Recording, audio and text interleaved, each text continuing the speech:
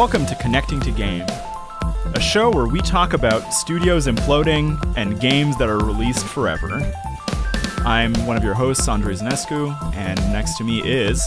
Hey, I'm Marc Lajeunesse. You know me from usually doing the cold open to our podcast, but not this week. So this week we're talking about one of the hot button topics of the games industry, or at least the American games industry over the last week to month, Concord, which is going to be an opening to a broader discussion about service models, episodic releases, and kind of games that are succeeding and games that are failing to work through that model. And to stand the test of time through the stories they tell, even if we don't normally think of them as storytelling games. Yeah. So we're back on our sort of weekly contemporary release, which is great because this is coming out a couple of days after the announcement that Concord is being shuttered after only 11 days out on the market. So for people who don't know what Concord is, it's a first-party Sony game. It's produced by, or developed by, Firewalk Studios and published by Sony Interactive Entertainment. And we're going to talk a little bit about the structure of that, which I think figures into why the game has been succeeding or failing. It was released on PS5 and Windows August 23rd, relatively soon after we saw footage for it at the Sony Days of Play earlier this summer. So only a couple of months after that, the game released to somewhat middling reviews, let's put it that way, and we'll talk a little bit more about that, and made almost no money. One of the recurring jokes that has been going around on videos from games journalists or people like game journalists who also are creators like Paul Tassi from Forbes is that the actual reviews have more views on them than the game has players. Yeah. So... And it's, I believe, not going to make any money as they will be issuing refunds to everyone who purchased the game, it seems. Correct. From the press release that was released yesterday. So yeah, as of September 3rd, Ryan Ellis, who's the game director at Firewalk Studios, announced that they're pulling it from the shelves, the virtual shelves, and everyone who purchased it will receive a refund. Those will be issued through Steam for the people who are on PC, as well as Epic, or through the PS5 store or the PlayStation store directly for the people who are on. Before we get into this discussion, one of the things that I want to do here is note that there is a lot of discourse around this game. Yes, and we're not fully avoiding the discourse, but we're not talking about Concord this week to specifically talk about the way this game has been raked through the mud in some of the more extreme online gaming communities for reasons that. I don't think are actually justified. But the thing I do want to say is a lot of people worked really hard to make this game. And if you've worked hard on a team making anything and it doesn't go well, it's really devastating. And I don't think the effect of the peanut gallery is going to be doing any better on the developers who worked to make this thing, who, many of whom I'm sure did so passionately each and every day that they were on this project. Right. And so, part of the way we're talking about this is going to be critical, but it's not to disparage the effort that was put in, right? Bad games, it may not even be a bad game, but games that don't succeed exist. Bad films exist. You can move on, and to say nothing of the team that is actually putting in the time to make these things work, right? This is not a critical reflection of that. Yeah. I think focusing in on the reasons why I think the launch was mishandled and mistimed, which to my mind is a bigger factor than the actual quality of the game even, I think works a bit against the arguments that we've been hearing along some of those more radical channels about the representation that's inside the game or the characters that presumably led to its downfall, which I think actually have very little to do with the game not succeeding, but we can talk about that. Yeah, I suppose to be specific about what's happening in those channels, there is a segment of people. So this game basically came out against the Wukong game that you were very looking forward to, and has been in this polar position relative to the not wokeness of Wukong Yes. to the wokeness of Concord, and the not wokeness being the reason for Wukong's success and the wokeness being the failure or the reason for Concord's failure. Do these things actually correlate in a meaningful way? No. Does this argument fall apart if you interrogate the development of these games with any scrutiny? Yes. So Yeah. we're not even really going to entertain this here today as the main issue for the game succeeding. This has become another culture war, object. But there's something else to be said about it. We are going to talk about the characters somewhat, Yeah. but I think it's important to draw a distinction between this game is succeeding because the characters are under-designed or lacking in polish is very different than saying the game is failing because the characters are a certain ethnicity or a certain gender, which is a radically different thing. So, yeah, obviously, that's where we stand on that. So now you know. So the game came out August 23rd, and only averaged at its height a couple of hundred players. I think the actual peak on Steam was 697, which makes it incredibly low even by the earlier issues that the Suicide Squad Kill the Justice League game had earlier in the summer, which was a couple thousands players, as compared to the immense success of Helldivers 2, which was an out-and-out, out of nowhere success, boasting tens of thousands of players concurrently off a very small budget. The other aspect to talk about this is the critical reception. So, the Metacritic for it sits PS5, PC interchangeably in the mid-60s, hearkening back to our discussion of how games are graded. 6.5 out of 10 is very low by game review standards. You can think of it as getting a 65 on a course. That's roughly a C, right? It means that there are some structural issues with the game, and those have generally been pointed out as being dated design and some writing that is also dated, as well as under-polished characters that fail to differentiate themselves. So that's one aspect of this. The other aspect of this is how Concord was rolled out, and especially what was the promise of the game itself, which I think ties into the broader discussion about service model games and what they promise to people, and seasonal content, right? Content that keeps coming back or persisting through a year, often in chunks of 3 or 4 months. Sometimes the actual length might vary a little bit, but that's what we're talking about. And Concord, the promise of it was seasonal content where every week there would be new CG cutscenes advancing the story and letting you meet the characters. So doing something that I think hero shooter fans as well as MMO fans have been asking for a while, which is persistent changes to the world or advancement of the plotline, which is great, ideally. And the other aspect of this was that there would be new maps and new game modes added throughout seasons following the release. Now, that wasn't fully elaborated by Firewalk Studios exactly in terms of pace, but doing a new cutscene every week is very fast, even by the standards of games that were extremely successful a couple of years back, like Overwatch, which would release cutscenes every few weeks. And small comics as well. Yeah. So that was the promise of it.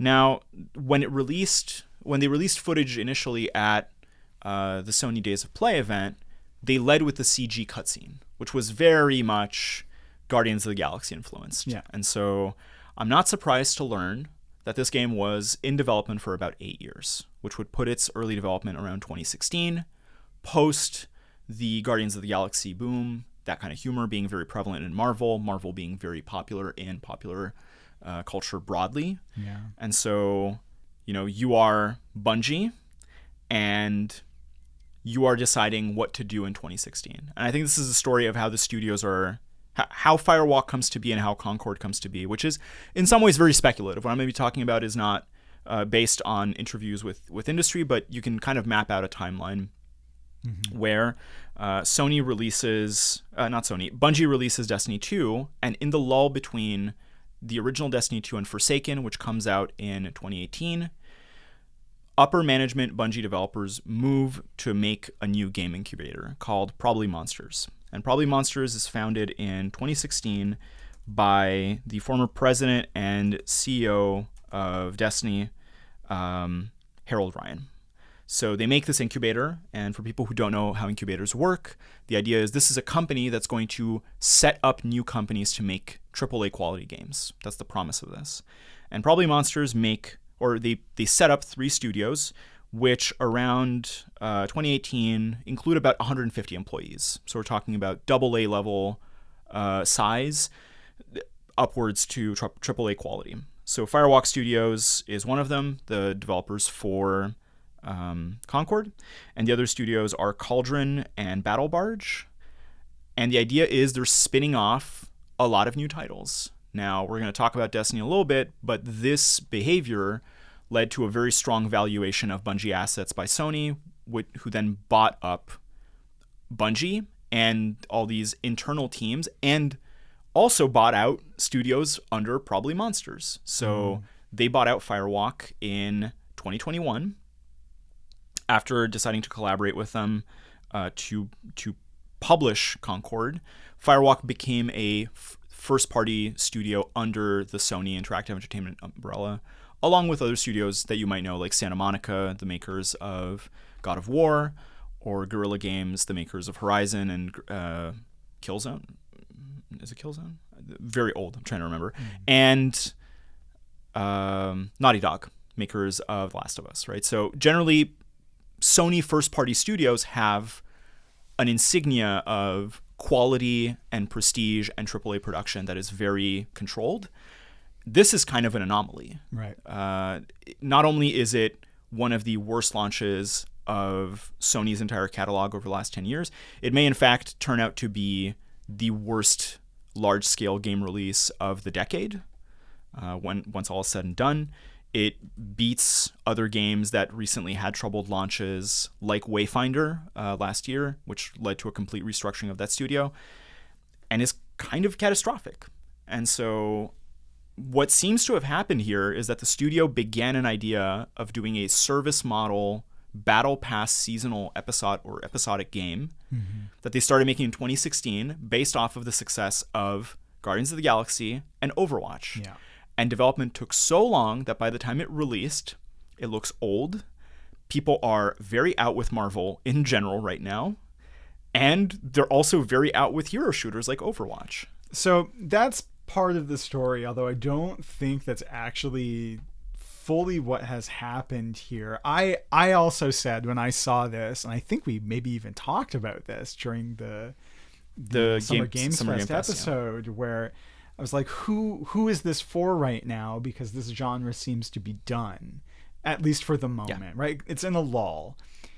And yet Marvel Rivals has a lot of anticipation, but there is a brand inertia to that. Like Marvel's IP, even though people are fatigued, still has such a huge base of people that are going to be interested. My argument against that, or to go with that, would be that Concord specifically, I think, borrows from the MCU, very slapsticky comedy that is kind of irreverent of itself, whereas Marvel Rivals seems to be a very earnest adaptation of Marvel Comics. Right. And there's a lot of other properties that we haven't seen in MCU, like the X-Men are there, right? So there's stuff like that where people are like, oh, this is like an obscure character that I would really like to see.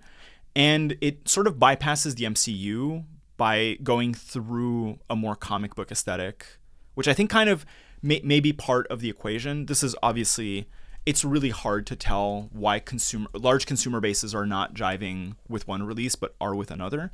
Yeah. The other part as well might be, and this has been one of the things reported of Concord, the gameplay was just slow. Yeah. It was slow. It felt very methodical. It wasn't fast-paced. When you look at games like Smite 2, which is, to me, very much an inspiration for how Marvel Rivals looks, and the Marvel Rivals early footage, it's fast. It's not a slow game. It's very active. It's very high speed. It's kinetic.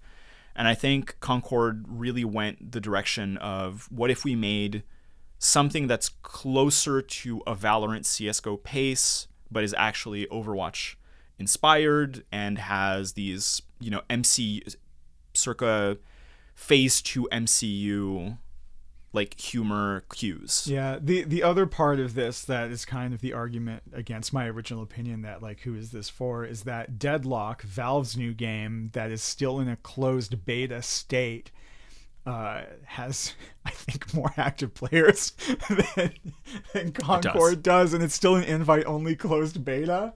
On Twitch, Deadlock at time of recording, like some of the there's how many people are watching this game? Over 10,000. That's people watching, right? And that's just people watching. And so like the hero shooter, even though we're not maybe in its prime time, isn't the only explanation here.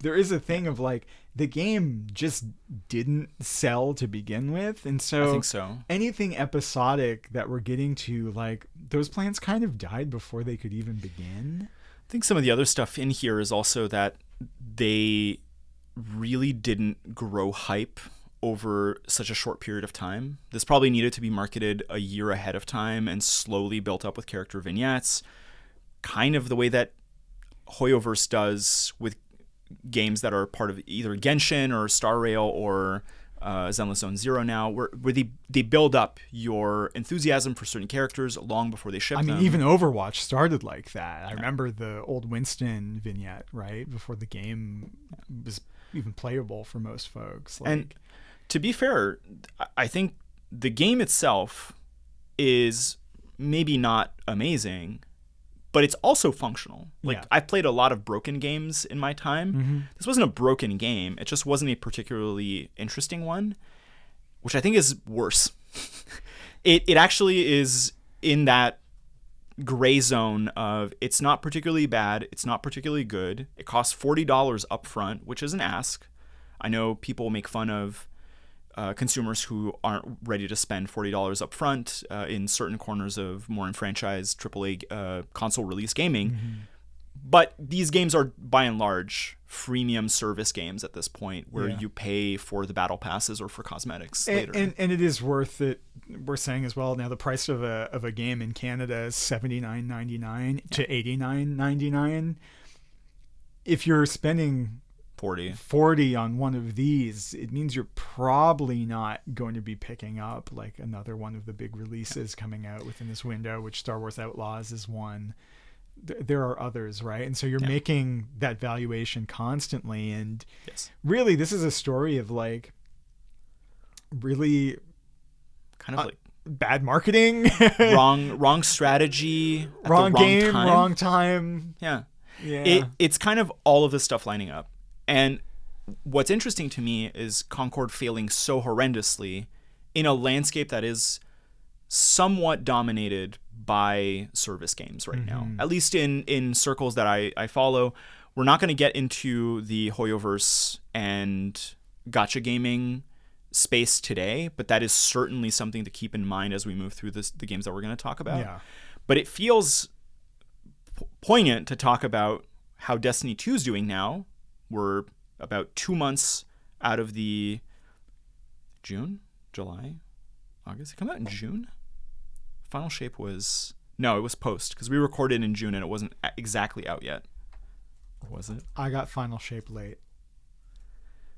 I'm June 4th. June 4th. So about 3 months. Actually, 3 months. It's September 4th today.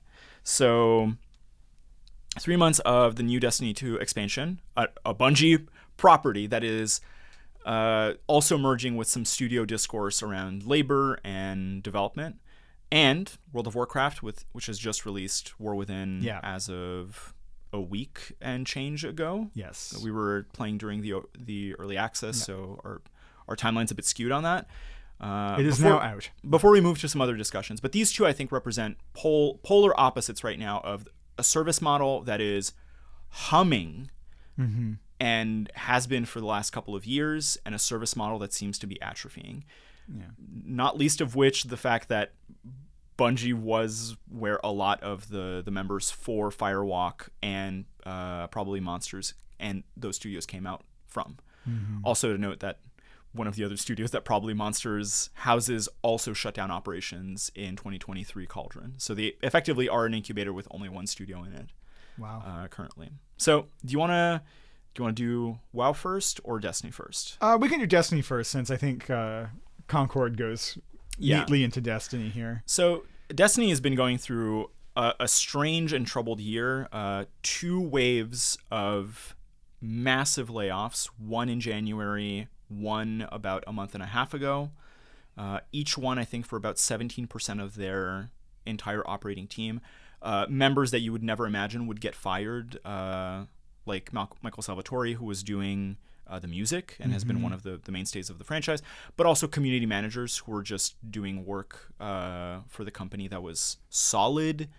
People like Leanna Ruppert, who were in that position and who were replaced by nondescript teams of CMs, but the work still had to be done. So weird firings, along with the fact that Pete Parsons, the CEO of Bungie, seems to still be around, and now a full restructuring where Sony will be taking over in some capacity operations of Bungie. Was he the guy that invited people over to his garage to see his cars like 2 weeks before they got laid off? Is that the same guy? It's the guy, but I don't know if it was the garage. I think it's because he's buying multiple hundreds of thousands of dollars of cars at auctions. I see, yeah. Okay. And his partner was talking about how hard it is to purchase luxury automobiles while people were getting fired from the company. Fantastic. So, not what you'd like. Okay. Final Shape, out and out, has been a success critically. Yeah. One of the better expansions in the franchise, possibly the best.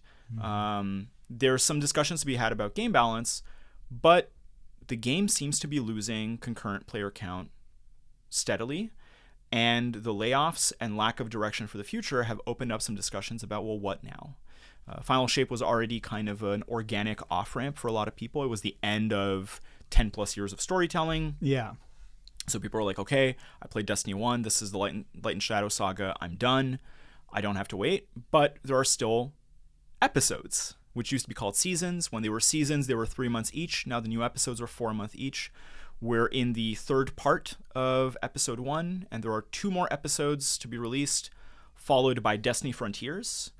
And early leaks that are unconfirmed at this point for Frontiers seem to show a spinning down of content release pace. Yeah. Now, if you're listening and you're confused, you're right. You're seeing it correctly. That is episodes within expansions within a game. Yeah. So the expansions themselves you can think of as chunks of about 2 years, and they ship with these episodes, which are about a year and a half, and there's some downtime. There's seasonal events too, where you come back for solstice in the summer. There's like Guardian Games, which are kind of the equivalent of the Olympics, and there's Halloween and holiday events. But the question has been, okay, well, if the game is good and the rate is there, why are people leaving? And you can watch a lot of Destiny creators. People like Paul Tassi have been talking about it. Dado put out a video just 2 days ago, I'm pretty sure, talking about the fact that the game is mostly solved. It's a 10-year-old game. The rebalancing around it is very slow and incremental at this point, and new builds only offer very marginal gains, which are borderline not noticeable in moment-to-moment gameplay. So unless you're somebody who is part of a very specific niche of endgame player who really wants to push content or play activities that are meant for groups alone, you've probably gotten what you're going to get out of Destiny. And the lack of kind of a lighthouse in the next 2 years that's telling you, well, you know, there's a big episode, or there's a big new bad guy or a big new faction or class in the distance, is just absent. Yeah. And this is on top of all the labor issues where people are angry because these are developers that they've spent close to a decade empathizing with. I think it's worth talking a little bit about when content drops in these games, like how does this work? What are you getting, right? And so let's say you're playing with the original Destiny 2 launch or one of the expansions. What do you get? You get a couple new large zones that you get to play around in. You get some new strikes, which is a missions, PvE environment. You get a story, you get a campaign. mean, that's about 8 hours usually. The strikes you farm for gear and resources. Only one strike as of this expansion was added. Okay, you get one new strike, although that's not a lot of content. A strike takes 10 to 15 minutes to do. Yeah. And the idea is you will replay through this. One of these ostensibly serves you many, many hours because you're going to do it again and again and again. There's a psychological element here that the idea that this game has a future story to tell me will keep me doing that one strike that they added with this expansion again and again and again, right? Whereas if you're actually going into this and there is no future storytelling, you do the campaign, you do the strike, you do all the new zones, and then you do the raid, and effectively you've done most of what you need to do. Except you want to stay current, you want to stay up to date, because there are story beats that will be released episodically that are going to lead you into the continuing story in the next expansion, right? With Final Shape, it had been billed as like the culmination of the story, and even though there are episodes continuing, it kind of felt like it ended. Yeah, it's weird because the episode that the game is currently in doesn't much feel like an epilogue either. So it's not like, okay, I'm wrapping up story beats from before. It's this bad guy died. Now there are new pieces of tech that are floating around because of that conflict. Mm-hmm. And there are some smaller enemies now that are getting in on that. But the content pace changed. So when we were doing seasons before, the idea was you'd get one new mission or activity that you had to do every week for 10 weeks about, and then you'd have about 3 weeks to wrap up all that content before the new season launched. Now episodes are closer to 16, 17 weeks, and they do every start of cycle, you get one new mission for 3 weeks, and then you have 3 weeks off, and then 3 weeks on, 3 weeks off, 3 weeks on, 3 weeks, and then off until the end of the season. My larger question here, and I think I do know the answer, is this in service of the storytelling cadence, or is this in service of the optimal gaps with which to leave people sort of hanging around before they get bored and leave the game? Probably the latter. Yeah, it's probably the latter. I mean, right? Based on the work that we've done on monetization, Bungie has been very active in developing new business models around FOMO and the Battle Pass and the Battle Pass's interaction with the cash shop. So there is a reason that now you can't farm the Battle Pass early. You can only do 100 episodes in Act 1. Then you have to wait a month and a half to do another 50 levels, and then another month and a half until you can do the last 50 levels. So there's a weird thing where the game is slowly hemorrhaging players, and in fact, not so slowly, but the game content is not better or worse than it was in previous seasons. I would say this season is par for the course. But I think there's diminishing returns to this seasonal model. For sure. Now people are looking at weapons and they're saying, okay, well, do I need an 8th crafted auto rifle when the ones I have already do the job? Do I need to get another unique weapon that I won't use because it's not one of the 4 or 5 meta choices? And the shakeups just aren't sufficient enough. Right. PvP has been underserved for years at this point, and has been receiving 1 or maybe none maps most seasons. And Gambit, the third mode, is completely forgotten in the past. The most they got was the return of content that had actually been slashed a couple years back. And so I actually think the problem with why Destiny is slowly atrophying is there was an organic off-ramp, which some people who are only interested in the story took. And then there's gameplay that is not bad, but just getting stale at this point. And we are a decade into this business model. So if that's not working, why is WoW working? I mean, that's a good question. And I think to bridge the transition here, though, I do want to talk a little bit about like the nature of the storytelling in these games and like what model are they actually copying? And I think there's a thing that has happened over time where the player, outside of maybe the immediate resolution of something like the Final Shape, where it does when you face that last boss, whether you do it in the raid or in the story mission they added, where you can confront that character anyway and have your climactic, end game showdown. That's satisfying. But then there's always something else. There's no real catharsis. There's no real message or moral or experience other than congratulations, you did it, on to the next thing. It's just next week at work, basically, when you get into that game. And it's very Saturday morning cartoon. It's very kind of the old school way comics used to tell their stories, where they didn't really have an end. Maybe the end was tragic and your main titular character is killed, but then in 2 months they revive them as either a new character or it's just like the past didn't happen, right? These games are doing that again, but I think our access to storytelling generally through things like prestige TV, through our access to film, I certainly don't think people read more than they used to, but I do think these other mediums have started using more literary storytelling techniques within them, and they've become a bit more obvious, such that these games are not fully satisfying, even among players who aren't there necessarily for the story or the lore. And I think this is kind of a fundamental problem with these kinds of service games. Because the story, even for these players, does create connection. Even if a player isn't paying full attention to the story and the characters, they do kind of create these bonds with them. Even if they're not like close reading the subtext that's in them, they can be comic booky. But when you remove any possible stake or resolution from that story being told by constantly undercutting it with here's the next thing, you've lost the hook. You've lost it all, really. I mean, Destiny mirrors a lot in terms of how people are engaging with the franchise, the sort of engagement that we saw with the MCU, which was on the up and up until Endgame. Yeah. And then it kept going, except that now it's unclear what the future stakes are.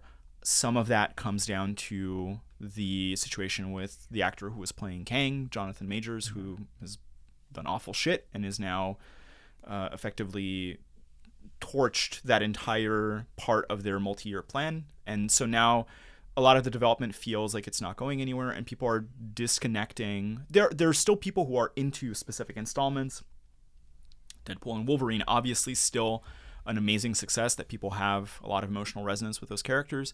But overall, like, the business model is not working well. And Disney was for a long time increasing episodic, infrastructures, because there were the movies, and then there were the what ifs, and there were the inline TV shows. So you had to swap between movies and TV. And there's a broader discussion about, like, movies have, in many ways, a lot of them have become certain TV shows, where if we were talking about things like The Last of Us in the 90s, that would have been a movie. Yeah, at the best. Yes. And it would not have been a good movie. You can't possibly do it in that amount of time. But you're seeing kind of the same long-form engagement and dips in attention from audiences when things just aren't producing enough momentum to keep people engaged. So now let's get into WoW, which I still think has some of the comic book Saturday morning cartoon problem. And really, if you listen to one of our past episodes where we talked about the different eras of WoW, it has effectively reached its end point like 4 different times now, where the story has been told, the big bad has been introduced and defeated over multiple expansions a few times over. Wrath of the Lich King and Arthas, who was an original Warcraft 3 antagonist. Legion, which is the big cosmic world destroyer villain. And then Shadowlands, which also had, you have to kill death itself. And now we're in Era 4, which is very lighthearted comparatively to what was there before. We had some very grimdark periods, but the tone changes. And things advance. The tone changes. The philosophy also changed around the game, where I do think WoW had its current Destiny era. It went through this period where the story was really challenging to follow. It was all over the place, and players weren't really invested. One of the things that happened is their lead creative voice, Chris Metzen, left for about 10 years, and he recently came back, and they announced, instead of just announcing one expansion, they announced a saga. So they're going to be doing 3 expansions that are telling one story. And at their last BlizzCon, they pitched that all at once. So rather than just going from expansion and expansion to every 2 years, where the stories are mostly self-contained with a few lingering threads so you can keep on the, well, what's happening next Saturday morning? What they've done is they've built this, we're going to tell an actual full story in 3 acts over 6 years. Yeah. And another thing that they've done is they've created this 8-week cadence of new things to do and see, where new narrative bits, new lore, new things to explore in the environment, because environmental storytelling is a big part of how you tell stories in games, especially in these open world games like WoW. And so every 8 weeks, you're getting new things to digest and chew on and discuss with the community, right? And I think that has done a really good job of rekindling interest in the game, those things combined. Now, I will say, Dragonflight was the previous expansion to the current one. Its story has been introduced and mostly resolved. And it was beloved as a change of pace because it was kind of like a small scale story, as opposed to like the last umpteenth expansions of WoW, where like, here's a world-ending threat, get powerful enough to kill it, you killed it, here's another one. And Dragonflight was not really like that. It was kind of about this friendship between a group of powerful dragons and, you know, something that could threaten the world, but really the moral of the story was friendship.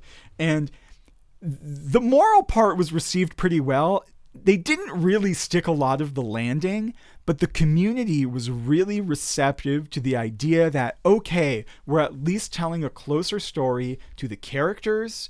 My character doesn't feel like this extremely important part of the world. It feels like an adventurer within it, and I'm a witness and a loose participant to the events that are unfolding, right? And them swapping back to that, lower the stakes. Let's focus more on character rather than plot. That's a big deal in games, especially in a game like this, which for the last 15 of its 20-year life has really been, let's make the character and the primary antagonist of these expansions the most important parts of this. Yeah. How are you going to tell that story well when in an MMO the character is oftentimes skipping a lot of the text where the story is condensed and is located, rather, and when the antagonist is supposed to be this thing that you only meet after 2 years later through an expansion cycle? Yeah. Like, they did it effectively in Wrath of the Lich King, and they effectively tried to copy that expansion after expansion after expansion, and it just didn't work. No. And so the storytelling strategies didn't change until 2 years ago. It changed. It wasn't perfect, but the game feels back. Yeah. My sense, too, as somebody who's kind of looking from the outside in and coming back to WoW, I play a lot less than you, or frankly, most dedicated players who've been sticking with the franchise. So I come back sporadically. And one of the things that has seemed the most successful to me and that I see the most discussion about is also the class reworks. There's been significant ongoing rebalance, which means that every new expansion, classes feel different but recognizable. They've been getting back to making them more complex. Sometimes, you know, there's discussion of button bloat, which is when there's just too many abilities, but that's really not the case for every class, and some people really like that, so, you know, power to them. And the addition of a new class as of the last expansion, and this expansion, hero talents, which are kind of like micro interstitial classes. Yeah. There's just like a lot of, even if the weaponry and the equipment you could say is maybe generic because it's stats, the characters themselves feel fresh constantly. Yeah, in a way where they do feel fresh. And for the storytelling element of this, I think it's important to consider that one of the most requested elements of the game that was dropped was what was called a class hall that was introduced in the Legion expansion, where every class in the game had their own micro story and little enclave where they could go with members of their own class. If you were a mage, you'd have your mage hall. It was very mage themed. And so even if you weren't positioned as like the center point of this story where a bunch of players are sharing the world together, how can each of you be the star? It's not really possible. Yeah. You at least felt some kind of identification with your segment of the world, and how you interacted with other classes was also reinforced through your own class identity. And they haven't reintroduced those, but the classes do feel much more distinct than I think they have outside of the class hall in a long time. But also just, I mean, to go back to the storytelling point, they've kind of cracked the model mostly. I do think there is an over-reliance on like Saturday morning tropes, and there's a very cartoony nature to the storytelling in high-profile scenes. So if you're doing the main campaign of the new expansion, there's some very like slapsticky comedic moments that are given cutscenes, and a lot of the really poignant subtextual stuff is in like side quests. Sneaks in. And I feel like, so there's a quest. Okay. There's a side quest in this last expansion. We're talking about where an old dwarf they're mechanical. They're like semi-mechanical people. They're called earthen.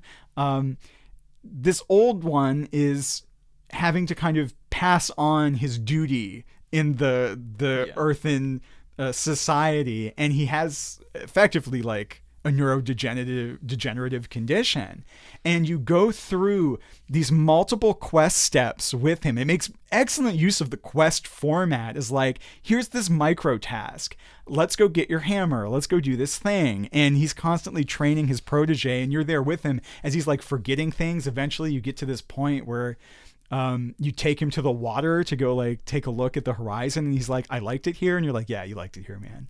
And it's really sweet. It's a really effective moment.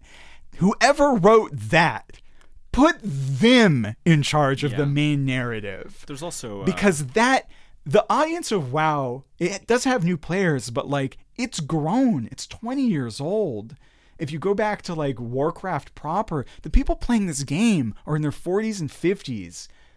Tell us these stories. We don't need the Saturday morning cartoon thing anymore. And I think in general, players are much more ready to accept something serious and emotionally challenging than you think we are, based on some of the discussions you might see on like the forums that take a lot of precedence. Even those players are ready to be moved, and maybe incorporating a bit more of that kind of movement, that kind of emotional poignancy into the core narratives of these games is for the best for everyone who's playing them. Yeah. Like, take the shot, guys. I think it's worth it to do.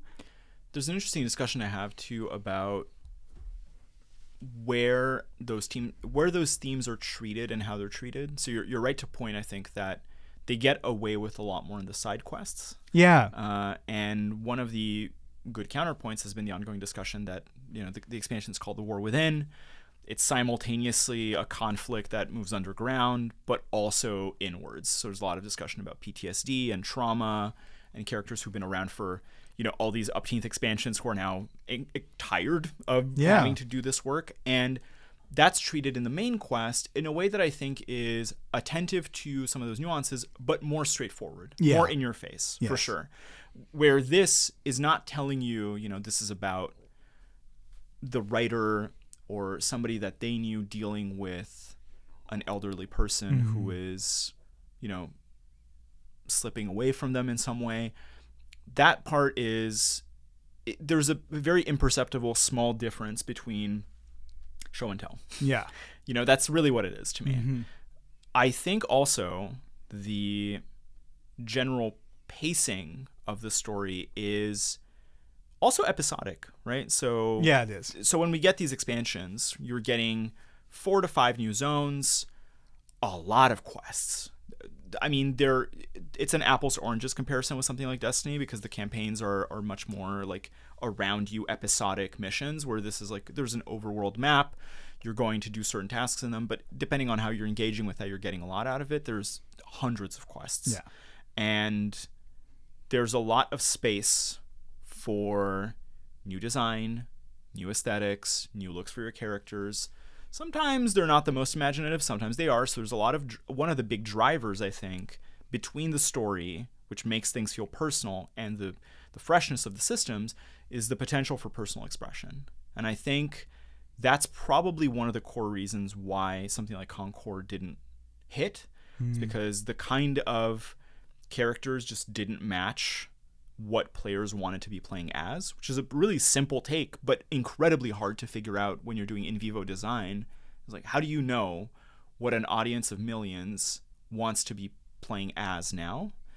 And WoW has sort of done the buckshot approach, where there's just so much self-expression through the skills and the amount of classes that you can probably find anything that you want to play. There are some niche classes that are lacking. Like there's a discussion that there's no, Eldritch Knight, like elemental knight class, for example. Some people would want something like that, although, Frost Death Knight is kind of that anyways.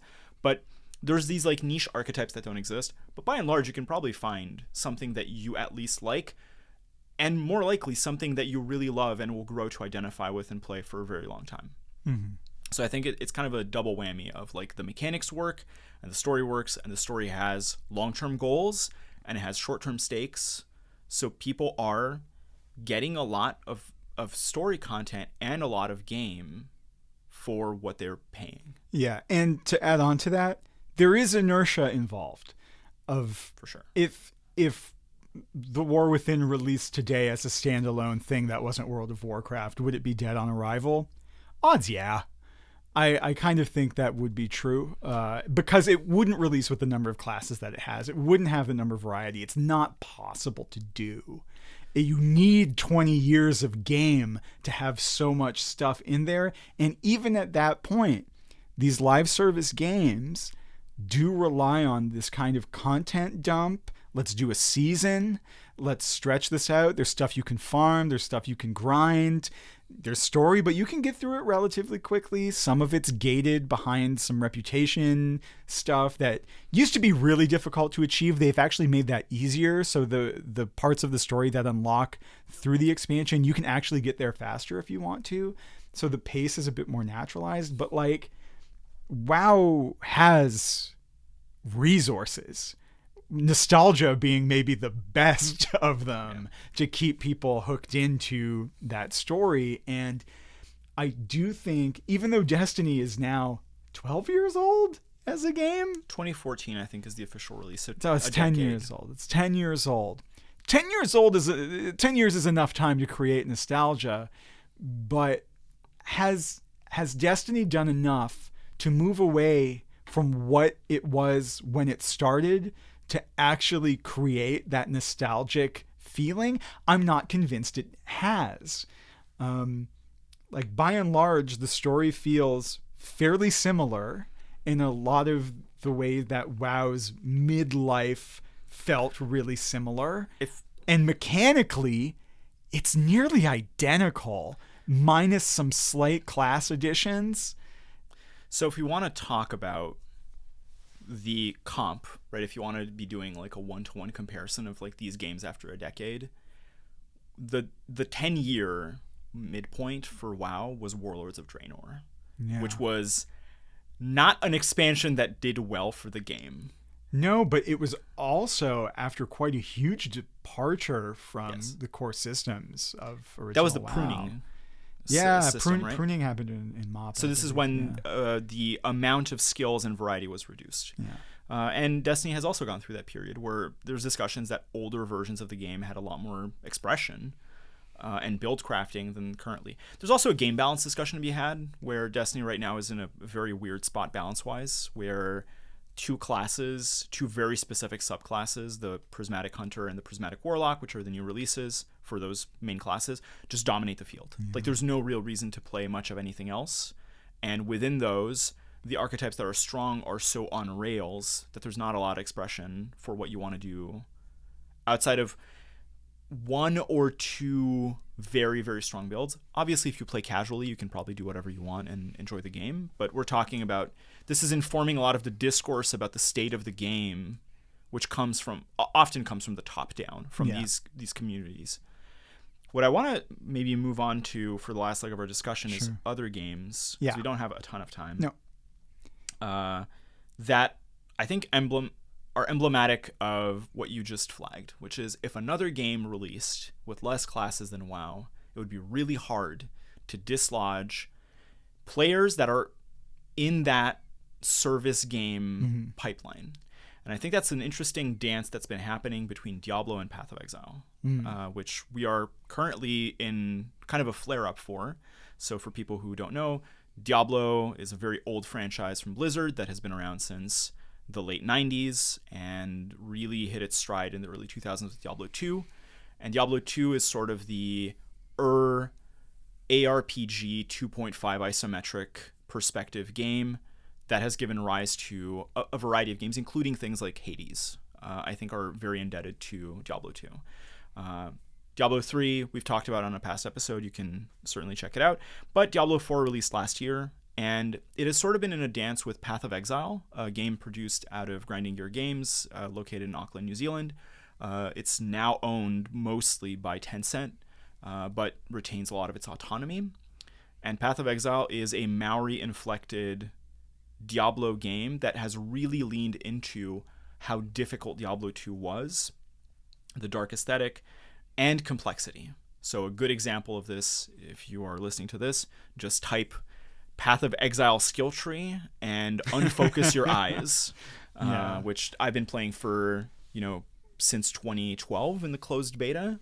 I'm very used to, and I like that kind of gameplay, but it has been cited as a very strong barrier to access for people. Absolutely. And Diablo 4 released last year or earlier this year? No, last year. It was last June.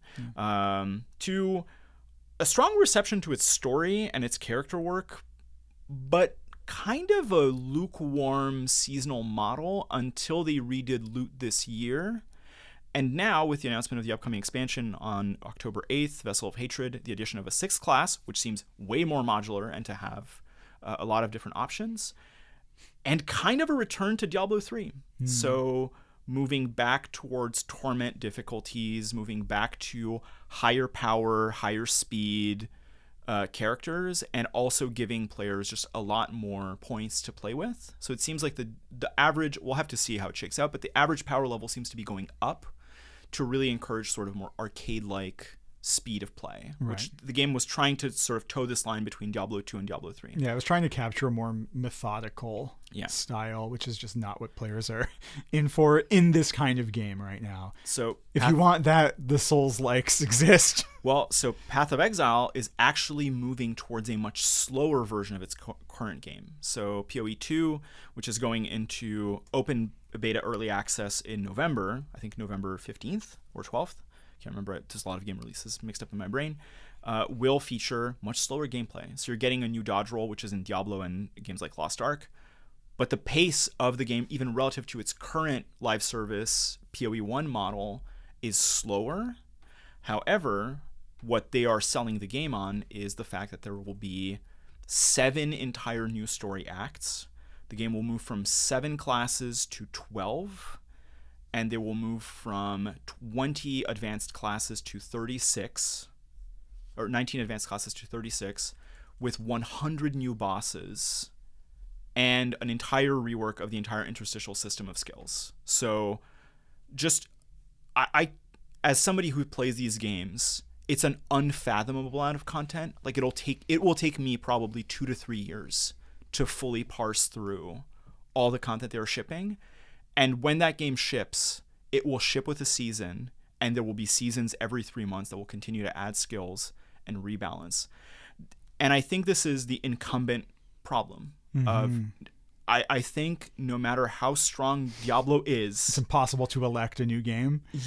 I don't know how you run into that kind of wall and try to overpower it with content. So I think their decision to actually move away from that style of play and go simple, fast, and lean into the high production values of the story is probably smart. But it does mean that people will probably stick with Diablo in short-term bursts when they purchase the game and seasonal battle passes if they're so inclined. versus Path of Exile, which is free. Right. And in fact, there are no battle pass rewards. You can buy supporter packs, which will give you points for the cash shop and for new armors. And there is sort of a seasonal vault, which you can unlock certain skins and items. But by and large, all the content is free. Yeah. How do you go against a game that is doing long form and also seasonal storytelling with all these characters? Well, I think that's actually, I'm answering my own question, which I think Diablo does have better specifically named characters. So like the story characters are stronger. Right. Whereas the self-expression in PoE is probably just unmatched. Which also leads to the other problem of if you are a new player and you open that game, there's a high chance you're going to be terrified. But I think there's even just a different question there of like, is the self-expression within the game such an integral part of the way storytelling works in games that like that is kind of where the story is made or broken? Yeah. Yeah. I think if you look at the marketing strategies for these games, you also get a good sense of that. Diablo has mostly been leading with its story content. Yeah. And even when it talks about its new the class, highlight is the characters that are in about, the cutscenes. Yeah, right? they're talking about like where the new class fits in terms of the lore of the world. When you look at PoE, the classes are generic. Mm-hmm. You have the warrior, the mercenary, the Templar, the monk. Yeah, they fit into parts of the world, but that's not what they're leading with. What they're leading with is, here's 15 minutes of gameplay. Here's new skills that you can see. Here's like a new boss that's in the game that often are just zone named enemies, but that have all received Dark Souls style care to how unique they are. And that's really what they're talking about now. It'll be interesting. Like, I don't have the answer. I'm not telling you one of these games is going to fail and one's going to succeed. In fact, I would be happy if they both succeeded, because when ARPGs are collectively better, it forces everybody to step their game up. But, I mean, this is true with most things. If there's competition, it's good to a degree. So I'm happy. Diablo is going to get about a full month to cook before we see what happens with PoE's initial release. But honestly, maybe that's just the time it needs to tell its story, and then that's what we get out of it. That was our general pace, right? We played for about 1 month and change when D4 released, and I we went through back. The story, played a little bit after, and was like, I'm good. Maybe I'll come back for the expansion. Maybe I won't. I don't know. It's hard to say if I'm even in the market for that kind of storytelling anymore, because this is going back to the problem, the WoW thing even, is I want more dwarf with with a neurodegenerative disease that you have to contend with, because it's telling you something. It's evoking something of life. Then I don't know, maybe just kind of, here's big explosions on your screen. Here's big, in Diablo's case, here's big gory explosions on your screen. And there is a hero's journey, but it's actually more of a sidekick's journey, because the characters in the game are effectively your sidekick. Often it's the case that they're the focus, and it's very odd. I mean, if you look at Diablo IV, the main, even the characters that you travel with are kind of sidekicks, and the characters that seem to exert the most import are the villains. Diablo is, well, because it's always the obstacle. It's always the antagonist, but the antagonist, they're not creating Kefka style villains. They're creating things that really, when you get to them in a couple hours, you should be able to blow them up. The stakes of that are not super high. So why is this antagonist driven focal point for the story what they're doing? I think that's partially, I feel like there's a better way. Well, honestly, I feel like the structure of how Diablo tells its stories is very much the same way that Bungie does, which is, here's this big villain, you're going to ramp up to fight it, and then you fight it, and then you're in the seasonal content, and people are like, what do I do now? Whereas when I talk to people who play PoE, the answer is never like, do I really care about the new villains? The answer is like, no, I care about the ways that I can play the game, that the game has added. I also care about the loot. No, No, really. But legitimately, it's a challenge. They look at the new items, they look at the new class subdivisions that are available to them, and that's what drives. I think we're at time. Is there anything you would like to close on? Yeah, I mean, the other thing to talk about is just, these games are all competing with each other in terms of how much time you have in your life to play them. And you can only play so many service games. Right. before you're out of time. And honestly, I think ones that we're going to talk about in a coming week probably do this episodic storytelling better than these ones, and they're also more live service than these ones. So it's a discussion that we're going to pick up later with some Hoyoverse stuff. Yep. But for now, thanks for listening to the live service episodic storytelling debacle.